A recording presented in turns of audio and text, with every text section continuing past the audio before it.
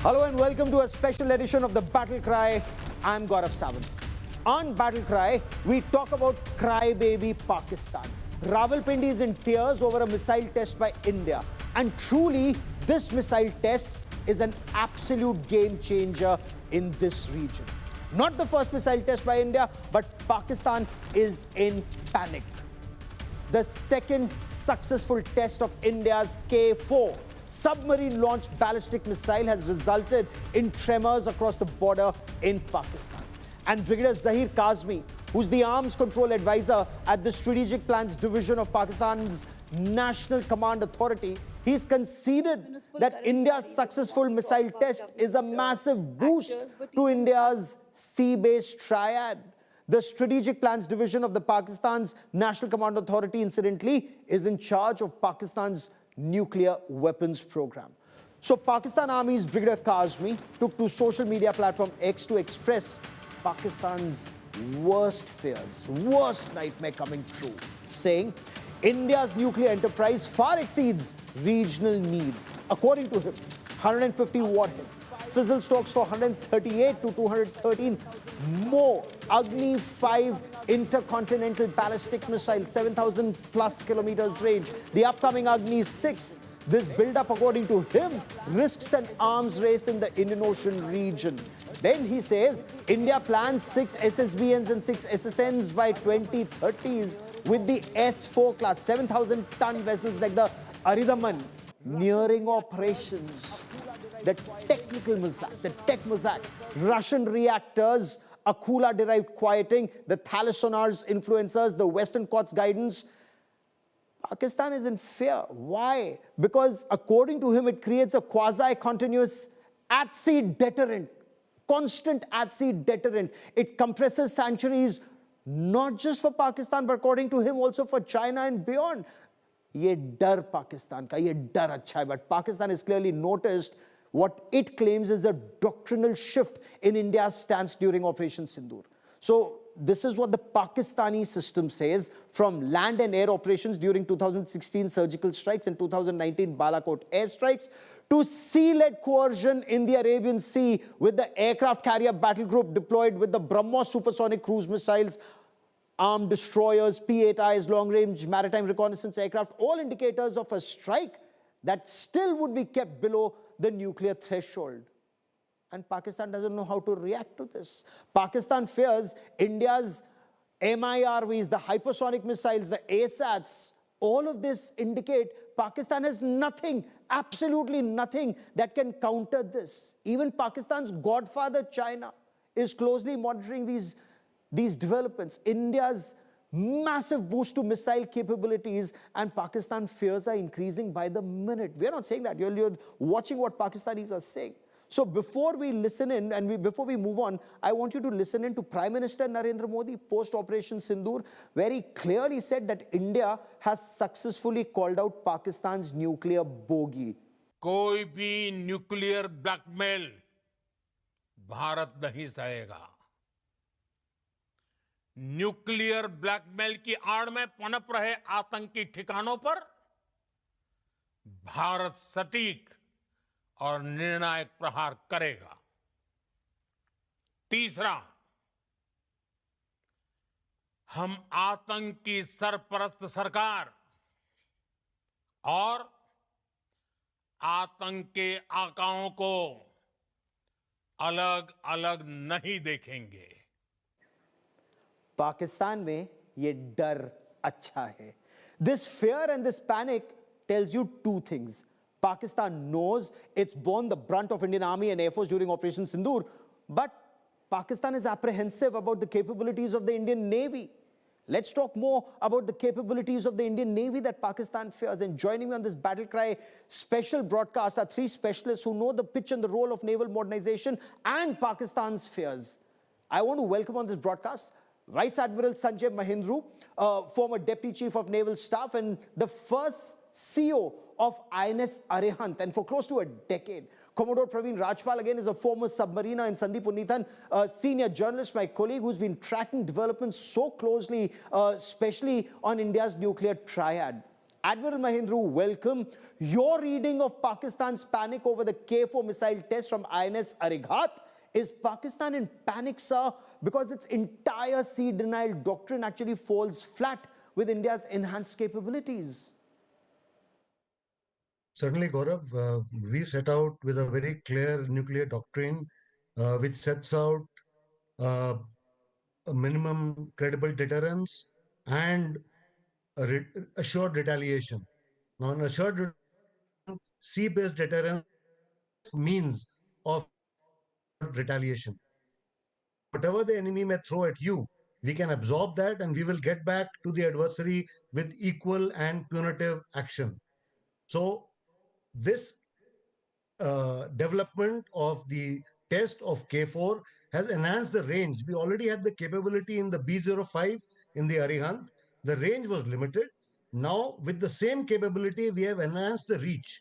We have enhanced the range which the missile can fire, reach, and therefore all the targets that one would like to engage in Pakistan or in China are now within the missile firing range. That puts to rest all apprehensions that we had or the adversaries had, saying that our sea based deterrence, while proven as a concept, was not actually effective. Now we are effective. And as we increase the number of submarines, and as you mentioned, the gentleman from the other side of the border, we will be able to then achieve a continuous sea based deterrence. So once we have continuous at sea deterrence, any saber rattling by anybody else to say that he will, engage in weapon movements or the threat, sure that we will be able to get back to him. And I mean that is the aim of deterrence. So if Oh, we have absolutely. created such a response. Absolutely. Sir, stay with me. Sandeep, the K-4 tested off, the test launch from INS Arihant. This virtually is Brahmastra Plus. Brahmastra you could fire once. But this is Brahmastra Plus. The K-4 features a cold launch capability, advanced inertial navigation with NAVIC. So nobody else from outside can stop this. It can maneuver. It can evade defenses. Is this Brahmastra Plus the deterrence that would deter the state sponsor of radical Islamist terror or even expansionist forces from crossing India's Lakshman Rekha? Absolutely, Gaurav. And you know, the K-4 is a one-of-a-kind missile. In fact, there are very few photographs of it. Very few people have actually seen the missile. And the fact is that it gives India the ability to target both its adversaries from the Bay of Bengal. And that is the importance of the K-4 missile. The earlier missile, which is the K-15, also known as the B-05, is a short-ranged missile. It's, again, a phenomenal missile. It maneuvers within the atmosphere. It is a ballistic missile with a characteristics of a cruise missile. It's almost, there is very few missiles in that class. But that meant, the short range of the missile meant that the firing platform, one of the Arihant class boats, had to go closer to the adversary's coastline. But with a missile of this capability, this range, 3,500 kilometers, it means that you can fire the missiles from the Bay of Bengal. That's the goal of our strategic doctrine, which calls for targeting our adversaries from the safety of the Bay of Bengal, which means that you don't have to mount long deterrent patrols of the kind that you would have to with a shorter range missile. So the K-4 is literally, it's one of the most sophisticated nuclear-tipped missiles in India's arsenal. And this is a huge, huge capability that India has got. And Gaurav, very quickly, I must add that 2025 is a landmark year because we are being told that the fourth Arihant class boat, the S4 Star, has sailed out for sea trials. And that is a very big milestone that we've crossed because for the first time now, India has 4 ballistic missile submarines out at sea, 2 in service, 2 undergoing sea trials. That means that that project that began in 1998 with the Arihant being laid down, the steel was cut in 1998, in the year of the Pokhran tests. 27 years later, all 4 submarines are in the water. And as Admiral Mahendru mentioned, we are very close to CASD, that is continuous at sea deterrent patrols. Oh, absolutely. Continuously at sea. You don't have to come back to shore for a very, very long time. Or one boat comes back, the other boat is already there. The submarine is already there. Commodore Rajpal, Do Pakistan's fears indicate it has nothing, absolutely nothing to counter the threat that's lurking underwater? And a nuclear-powered submarine with a capability of striking over 3,500 kilometers away accurately would indicate from anywhere the Indian Navy deems fit, the K-4 could deliver justice to Pakistan should it even think of going nuclear.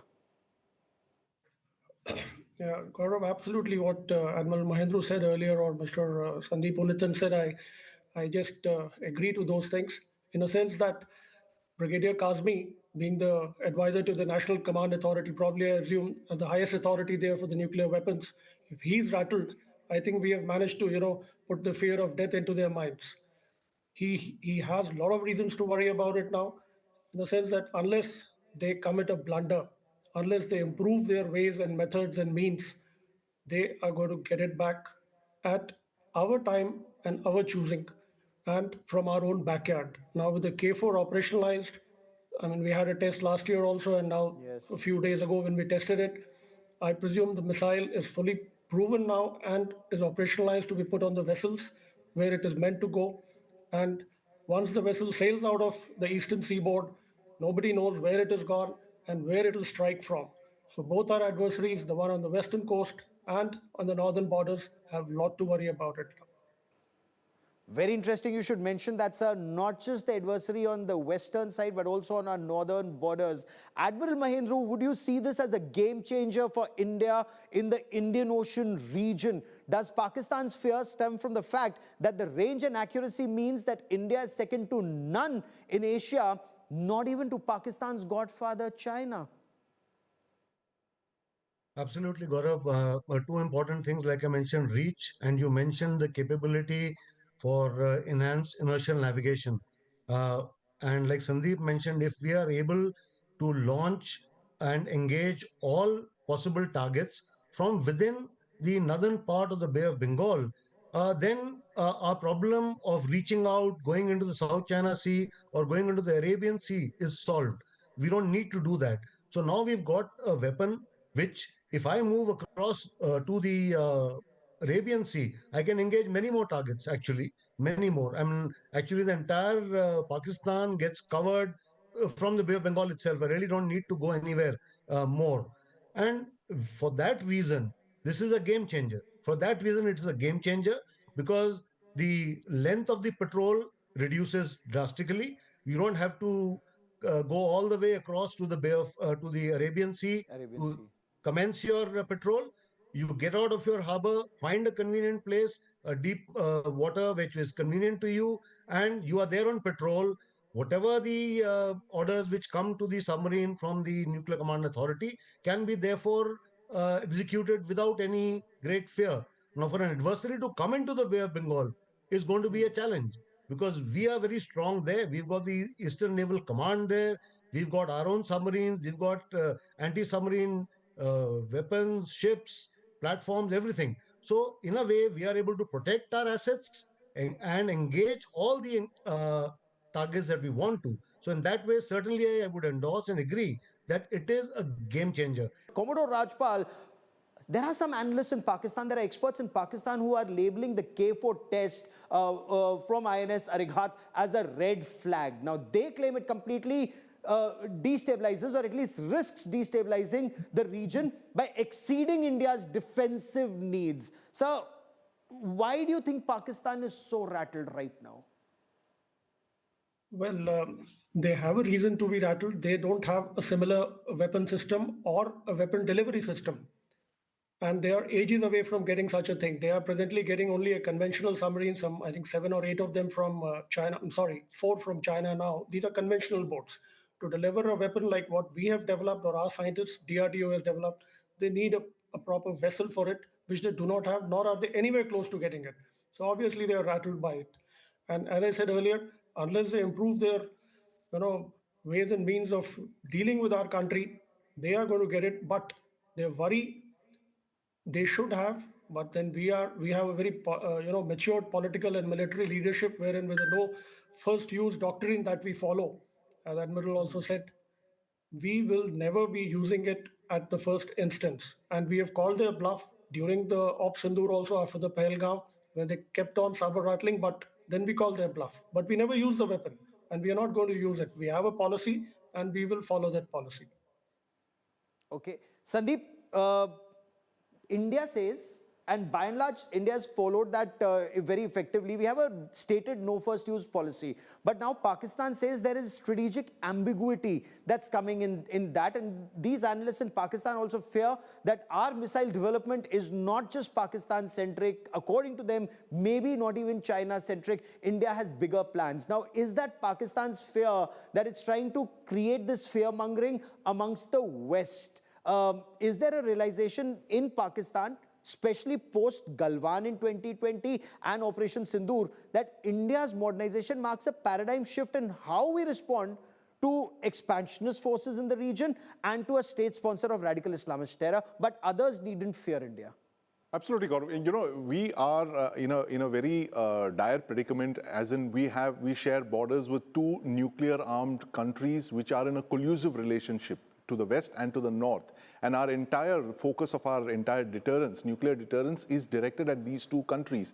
And there's nothing to believe that we have any other country that we want to, deter with our nuclear weapons. The foundation of our nuclear weapons program, right from the 1960s, has been that very, very big shift in the entire Asia, which was China's nuclear test in 1964, just 2 years after the India-China border war. And that has basically been the entire focus of our attention. The nuclear weapons, the triad, was meant to deter China and Pakistan. And very quickly, Gaurav, what we saw in Operation Sindoor is that while we are facing two fronts physically on the land borders, one to the west and one to the north, as experts have told us, during Operation Sindoor, those two fronts merged into one. Electronically, you're looking at a single front where Pakistan is getting live data feeds from Chinese satellites, Chinese radars, Chinese C4ISR assets. And that is spells dire doom for India if we were to look at even conventional nuclear deterrence vis-a-vis Pakistan. Pakistan could get a lot of feeds from satellites, Chinese satellites and all of that, which they could actually use against us. And this is why platforms like the Arihant class, the 4 submarines, are very important. You can track nuclear assets on the ground. You can track ground-based launchers, our nuclear trains, but you cannot track an Arihant class submarine once it sails out from the eastern seaboard. It's invisible to everything, and that is what's planted the seed of of fear in Pakistan, Gaurav. Admiral Mahendru, does the Chinese monitoring of the K-4 activities and concerns over escalation in the Indian Ocean region point to unease even in Beijing? What does the second launch of the K-4 from INS Arihant mean on the India-China maritime front in your appreciation, sir? China will also be watching, and you're aware that they had deployed ships which are capable of monitoring such firings earlier during the month. And so we a little bit and then carried out the firing as we wanted. So certainly now they also know that a large part of China, almost up to Beijing, is now within the range of our sea-based deterrence as well. With Agni 5, we already had these targets in our range, but it's a totally different game when you have these targets within your sea-based deterrence. That means there is no way of tracking them. There is no way of carrying out a first strike on them because you don't know where they are. So whatever happens, even if you take us totally by surprise, the sea-based deterrence will still strike you. So certainly, China will also be watching it very carefully. This increase in range, like I mentioned, is a quantitative increase. It is almost a 3 to 4 time increase in range, and it will reset and make our nuclear deterrence, which we had set out to do in when we did our nuclear tests in '98, and we endorsed our doctrine in 2003.